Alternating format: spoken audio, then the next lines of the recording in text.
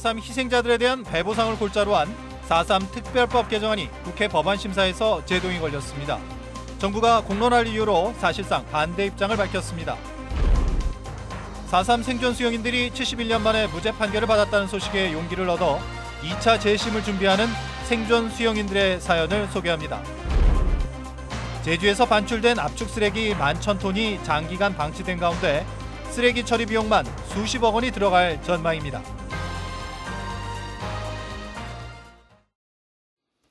시청자 여러분 안녕하십니까? 뉴스데스크 제주입니다.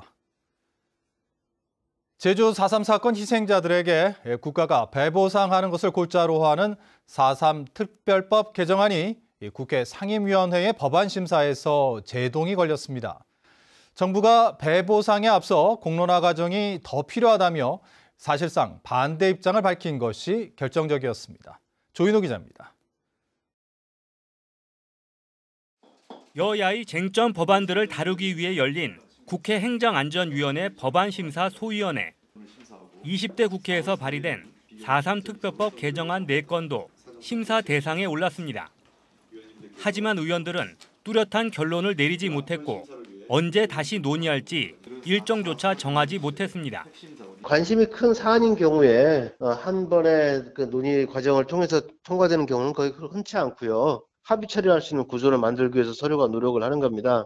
법안 심사가 첫 단계부터 제동이 걸린 것은 정부가 부정적인 의견을 냈기 때문입니다. 기획재정부는 사회 갈등 유발 가능성과 막대한 재정 소요, 타 과거사법에 미치는 영향을 감안해 신중히 접근할 필요가 있다며 과거사 관련 법안들에 대한 전수조사와 비용 추계를 먼저 거친 후 충분한 공론화 과정을 통해 사회적 공감대 형성이 필요하다고 밝혔습니다. 국회 입법조사처도 남로당 무장대도 민간인 학살을 저질렀으므로 보상 책임을 국가만 지는 것에 대해 논란이 있을 수 있다고 지적했습니다. 불법적인 군사재판을 무효화하는 문제에 대해서도 법무부는 당사자들이 개별적으로 재심 청구로 해결해야 한다며 부정적인 입장을 밝혔습니다. 4.3 특별법 개정안에 대한 여야의 협의가 이루어지기도 전에 정부가 사실상 반대 입장을 밝히면서 국회 통과도 불투명해지고 있습니다. MBC 뉴스 조인호입니다. 소설가 현기영 선생이 제3회 제주 4.3 평화상을 수상했습니다. 제주 4.3 평화상위원회는 오늘 시상식을 열어 현기영 소설가에게 제주 4.3 평화상을, 베트남 인권운동가 응우엔 티탄 등 2명에게 특별상을 시상했습니다. 현기영 선생은 제주 4.3이 금기시되던 1978년에 소설 순이삼춘을 발표해 4.3의 비극을 세상에 알리고 다양한 학술 행사 등으로 4.3 해결에 노력했다는 평가를 받고 있습니다. 4.3의 완전한 해결을 기원하는 해원 방사 탑재가 봉행됐습니다. 오늘 오전 제주시 신상공원에서 4.3 영령에 대한 묵념을 시작으로 거행된 4.3 해원 방사 탑재에는 4.3 생존 수용인 등이 참가한 가운데 조속한 특별법 개정과 추가 진상규명 사업의 재개 등을 기원했습니다. 해원 방사 탑재는 매년 4월 1일 4.3 원혼을 달래기 위해 제주도 전역에서 가져온 돌을 쌓아 만든 방사탑 앞에서 제를 지내는 행사입니다. 모레 4.3 평화공원에서 봉행되는 제71주년 4.3 희생자 추념식은 미래 세대 전승에 초점이 맞춰집니다. 제주도는 도울 김용옥 선생과 배우 유아인 등 전국 대표 6명이 출연해 세대 전승을 주제로 제주 평화 선언문과 71년의 다짐을 낭독하는 등 4.3의 교훈을 젊은 세대와 공유하고 전승시키는 의미를 담아 기획됐다고 밝혔습니다. 또 전 세대를 아우르는 연합합창단이 공연하고 추념 기간에 청소년 이야기 한마당과 대학생 4.3 평화 대행진 등의 행사가 펼쳐집니다. 4.3 수용인들이 지난 1월 70년 만에 열린 재심에서 사실상 무죄 판결을 받았는데요. 이제 남은 생존 수용인 12명도 2차 재심을 준비하고 있습니다. 제주 MBC가 4.3 71주기를 앞두고 2차 재심에 나설 수용인들을 만나봤습니다. 오늘 첫 번째 순서로 억울한 옥살이 뒤에 정든 고향을 떠날 수밖에 없었던 사연을 박성동 기자가 소개합니다. 4.3 당시 전주 형무소에 수감됐던 김정추 할머니. 고향 제주를 떠나 연고도 없는 부산에서 60년 넘게 홀로 살고 있습니다. 해녀 가입 원서에 도장을 찍었다 남로당 가입 원서로 밝혀지면서 억울한 옥살이를 한 뒤 수치심에 정든 고향을 떠났습니다. 너무나 억울합니다. 내가 그걸 집에서 내가 우리가 또 살기 좋은 서귀포에서 살자 못하면 내가 왜 육지에 나왔는데 여기 친척 아무도 부모 형제 없는 곳에서 내가 가는 내 신분 알까 봐. 고향을 떠난 지 10년, 용기를 내 다시 고향을 찾았습니다. 2차 재심 준비를 위해 제주를 찾은 김할머니는 생애 처음 4.3 추모 행사에 참여해 혼자 묻어뒀던 4.3의 아픔을 다른 이들과 처음으로 나눴습니다. 억울한 사연을 아는 다른 4.3 수용인들과 재회하며 더 늦기 전에 억울한 죄를 벗겠다는 용기를 내봅니다. 그때 희춘이가 같이 왔더라고. 와서 나도 이래 했는데 니는 그 얘기 그대로 할게요. 니는 나보다 똑똑한데 가서 말 좀 해주라고. 설득을 억수로 하는 기라. 그러면 가볼게. 2차 재심을 준비하는 생존 수용인은 12명.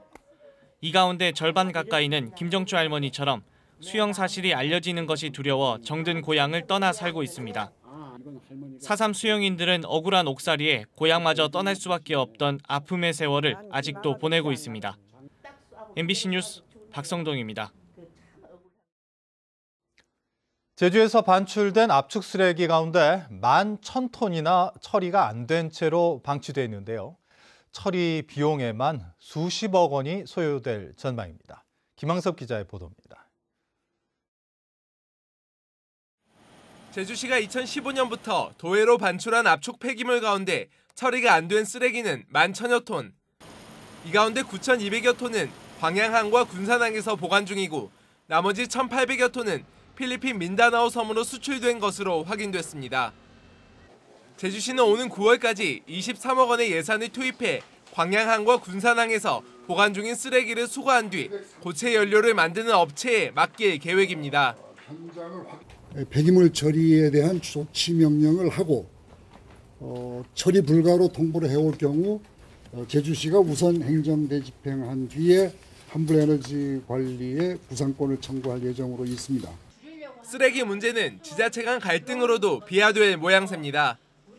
최근 경기도에서 평택항에 보관 중인 쓰레기에 대한 처리 비용을 제주도에 요구하겠다고 공식 발표하면서 제주시는 조사 결과 제주 쓰레기가 아니라며 항의하겠다는 입장입니다. 제주 도민을 엄청 조롱한 거 아닙니까? 항의 공문을 보냈다라고 하는데 그건 경기도지사명이 공식적인 사과가 분명히 따라야 된다라고. 급증하는 쓰레기를 도내에서 처리하기 위해 획기적인 쓰레기 정책을 마련해야 한다는 주장도 제기됐습니다. 저는 시민들이 협조를 구하고 여러 가지 어떤 우리 공공정책 신뢰도를 높이는 차원에서라도 적극적인 행정이 요구된다고 보아지거든요. 매일 300톤 정도는 다시 쌓이는 상황이 불보듯 뻔하게 올 건데. 하지만 쓰레기를 수거하고 고체 연료로 만드는데 수십억 원의 비용이 드는 데다 필리핀 민다나오 섬에 보관 중인 제주산 쓰레기에 대한 처리 대책은 마련되지 않으면서 논란은 계속될 전망입니다. MBC 뉴스 김항섭입니다. 4.3 유적지인 도령마루가 옛 이름을 되찾을 것으로 보입니다.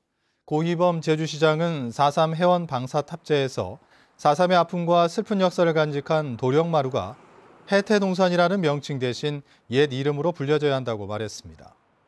1970년대 초 모 제과업체에서 해태상을 세운 뒤 해태동산으로 불리는 제주시 7호 광장 일대 도령마루는 4.3 당시 노형과 용담 등 14개 마을 60여 명이 학살당한 장소입니다.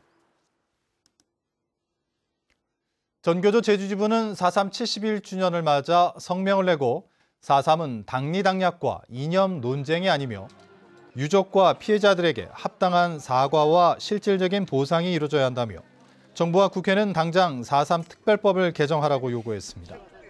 전교조는 미국 정부는 4.3 학살에 대한 책임을 인정하고 사과를 표명하고 원희룡 도지사와 이성문 교육감은 4.3 평화 인권 교육을 위한 교육문화센터를 건립한다는 공약을 지키라고 요구했습니다. 민주노총 제주본부는 오늘 더불어민주당 제주도당 앞에서 기자회견을 열어 탄력 근로제 폐기 등 노동 기본권을 보장하라고 촉구했습니다. 이들은 더불어민주당이 대선에서 최저임금 10,000원 보장과 노동시간 단축 등을 공약했지만 대선이 끝나자 노동 지옥사회 만들기에 혈안이라며 탄력 근로제 단위 기간 확대 등의 근로기준법 개정안을 철회하라고 주장했습니다. 제주관광공사가 지난해 면세점 영업 부진으로 적자를 기록했습니다. 제주관광공사에 따르면 외국인 면세점이 2년 연속 40억 원의 적자를 냈고 내국인 면세점의 흑자도 재작년에 57억 원에서 지난해에는 17억 원으로 줄어 전체적으로 41억 원의 적자를 기록했습니다. 이에 따라 관광공사는 직원들의 수당과 운영비를 삭감하고 내국인 면세점의 공항 입점도 추진하기로 했습니다. 제주관광공사 상임이사에 현창행 전 제주도 협치정책기획관이 임명됐습니다. 현창행 상임이사는 서귀포시 안전자치국장과 제주도 경제정책과장, 평화협력과장 등을 지냈고 지난해 지방선거 당시에는 원희룡 후보 선거사무소 사무장을 지냈는데 임기는 3년이며 1년씩 추가로 연임할 수 있습니다. 서귀포시에 감귤 진피 가공 공장이 들어섭니다. 서귀포시는 오는 2022년까지 예산 70억 원을 들여 감귤 진피 가공 공장을 건립하는 사업이 농림축산식품부의 지역 특화산업 공모에 선정됐다고 밝혔습니다. 뉴스데스크 제주를 마칩니다. 시청해주신 여러분 고맙습니다.